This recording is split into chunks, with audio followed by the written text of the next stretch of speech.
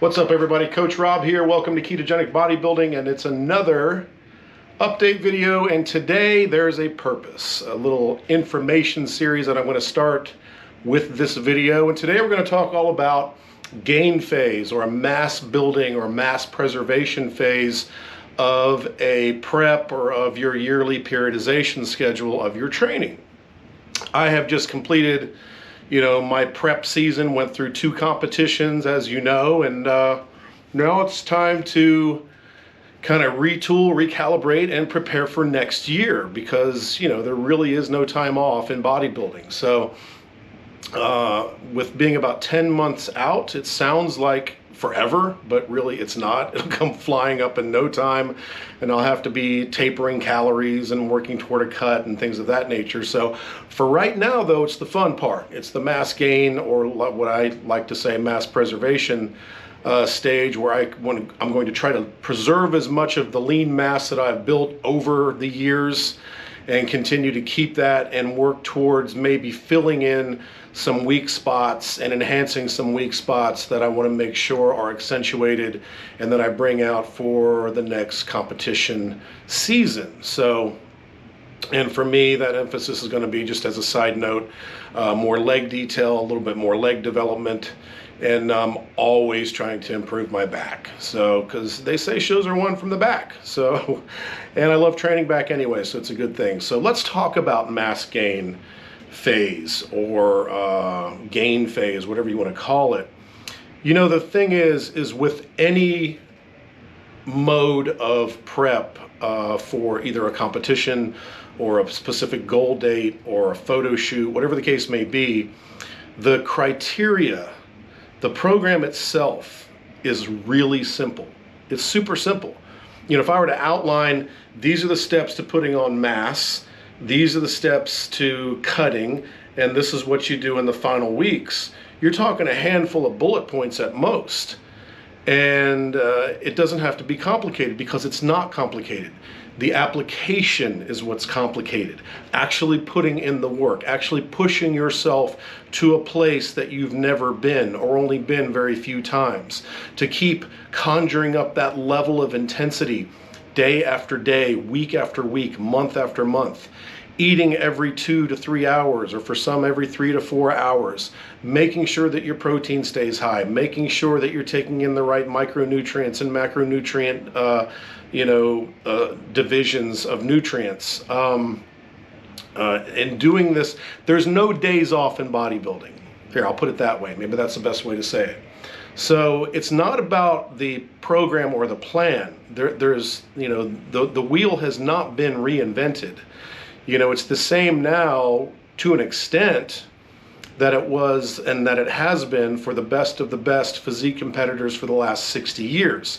So people are trying to reinvent the wheel, and oftentimes it's because they're trying to push some program or product, or maybe try to convince the industry that they've done something revolutionary when they really haven't, and they may be steering you down the wrong path, so you're not getting quite the ultimate results that you could be getting if you just went back and retooled it and did it the tried and true way with a few little adjustments.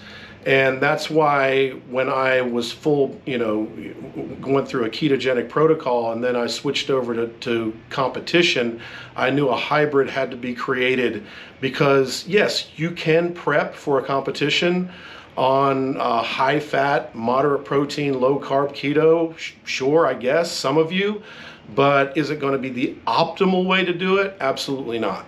So, and you're not going to find a physique competitor that has competed at the highest levels of both amateur and pro levels that are going to disagree with that statement. So how do we do that?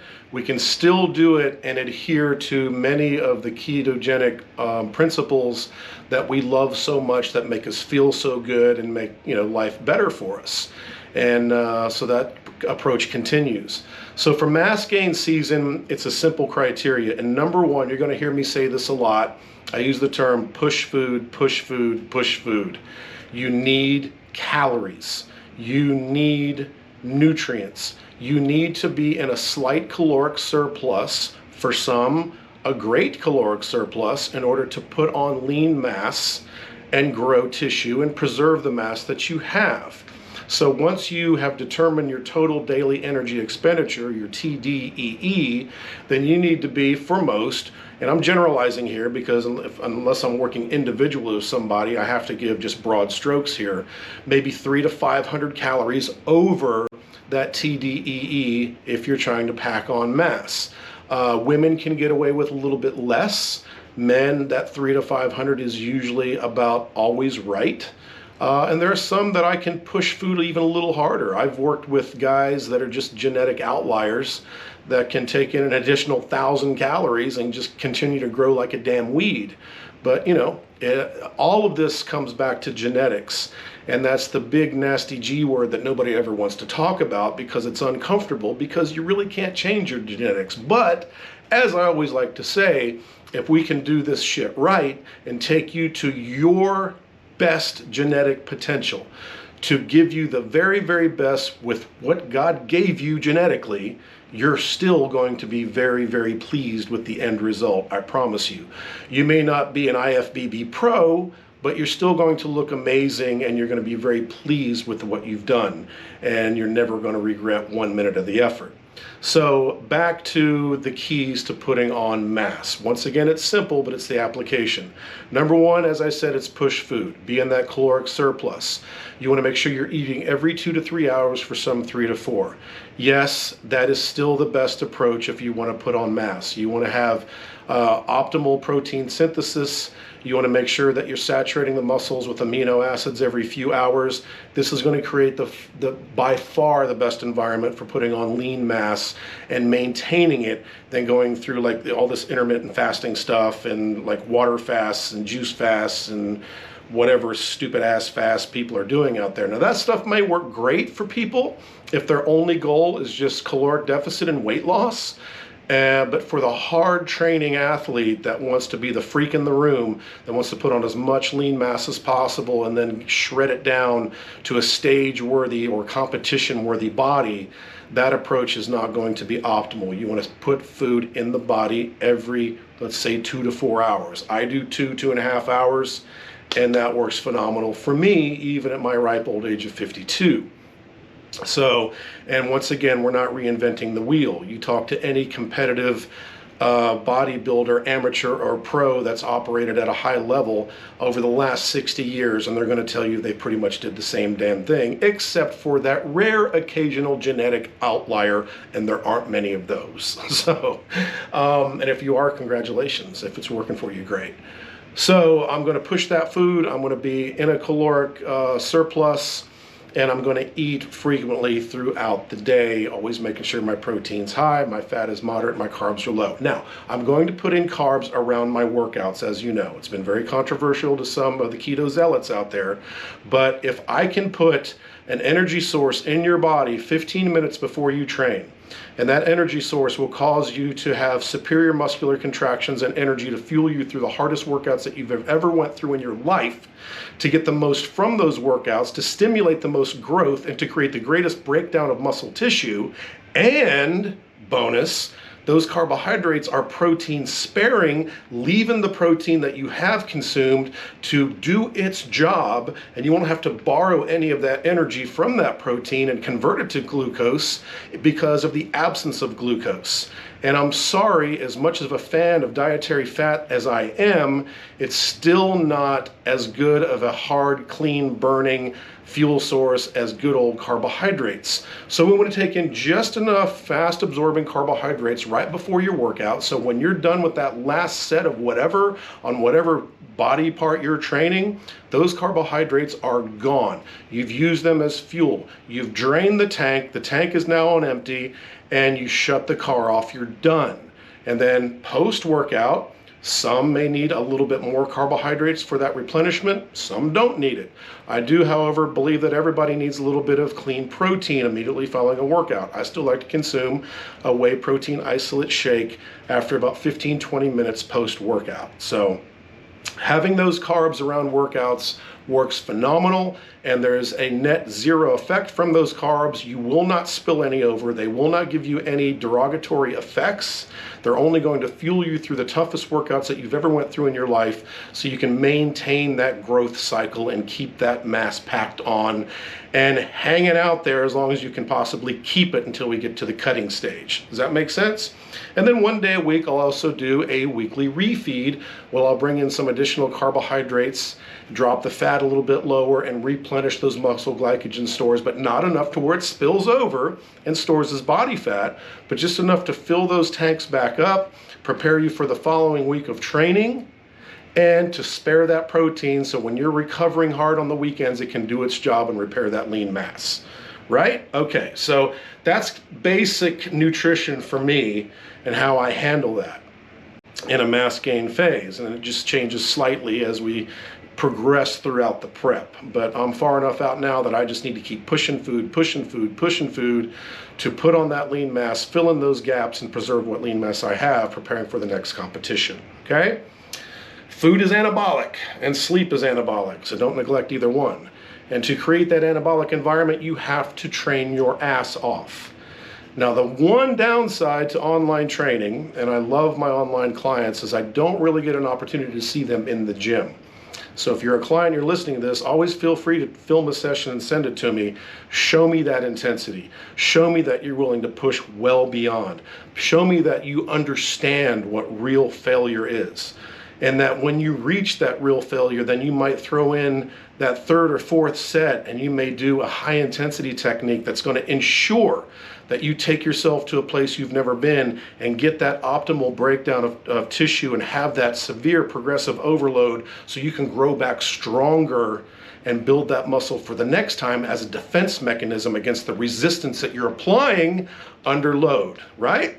So that's what you need to be doing. So do those cluster sets, do those forced reps, do those heavy negatives, do those rest pause sets. Add some band work in there so you have that consistent contraction throughout every part of the range of motion. You know, we do all of these things, and I train with sometimes 3 guys, and we're through an entire workout in an hour or less. We go freaking hard, we push sets to failure, and then we make sure that optimal growth has been achieved, and then we feed the muscle, push the food to ensure that growth will occur and that recovery will take place. So high intensity training, hard progressive overload, taking sets to failure, working in some high intensity techniques as I just described, and then after the food and the training comes the recovery. Yeah, I do a pro split. I call it a pro split. Some call it a bro split. Well, you're just misinformed. Because once again, if it's been working for the best of the best for the last 60 years in both the amateur and pro ranks, I'm not going to fix it. Now, some people like a push-pull legs, whatever. I've tried that. I didn't like it. Why? Because I found there was so much going on that I couldn't put that supreme intensity into those workouts throughout that week that I would like to go through. But if I'm just only doing back on Monday, which I'm doing today, I know that I can give 110%. I can give everything I have on that back workout, because then I can stimulate that growth, let it properly grow and recover, add on that extra mass as a defense mechanism, because I'm not going to hit it again until the following Monday, and I know that it's well recovered and waiting for me to hit it again. And trust me, you're not going to lose any muscle in a week. That is not a thing. It would take multiple weeks before any slight atrophy would occur. And that's only if you're starving yourself as well, which I'm obviously not, because I am pushing food every single day. So I'll do back on Monday, I'll do a quad dominant workout on Tuesday, I'll do arms on Wednesday, Thursday is our chest and shoulder day, and then Friday is a hamstring dominant leg day. And that way I can put everything I have into those body parts on those days, and then let them have a full week of recovery to rest and grow and repair and heal and be ready for the next onslaught that's inevitably coming the following week. So that's the way I like to do it. Your results and mileage may vary, but that's just the way I like to do it. And I've seen remarkable success with multiple dozens of clients, some even high-level competitors. And because I haven't pigeonholed myself into an ideology that I have to adhere to because of some marketing strategy, I'm just going to tell you what freaking works. There you go. So, push the food, get those macronutrients aligned correctly, get that nutrient, partitioning aligned properly, make sure that you're eating frequently, supplying the body with protein every few hours, fat is moderate, carbs are low, except for around your workouts and that one refeed day. That is the hybrid protocol. It's not rocket science, but it just works. But it's the application that is critical. Some people just don't have the ability to keep themselves dedicated to the task. So that's the part you've got to figure out more than anything else. The strategy is not difficult. I just gave it to you. I could have charged hundreds of dollars for that information in a seminar. Well, I just gave it to you for free. So now it's time to tweak it, hone it, make it your own, figure out what version of that and what calculation of that works best for you and put it into play. And if you need a coach, that's what I do. If you can do it on your own, fantastic. I applaud you. Hell yeah, go for it and let me know how it goes. Send progress pics. I'd love to see how you're doing. So, mass gain phase is in full effect. It's going very well. Right now I'm sitting at about 230 pounds.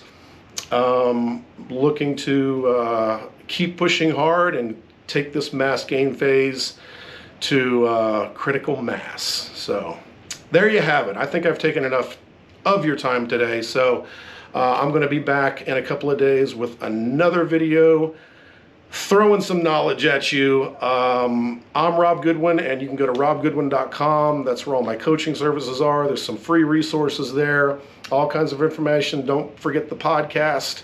And let me know if you need anything, guys. DM me on Instagram, and if you have any questions, and I'll get back to you as soon as I possibly can. So until then, train hard, diet harder, and have a great day.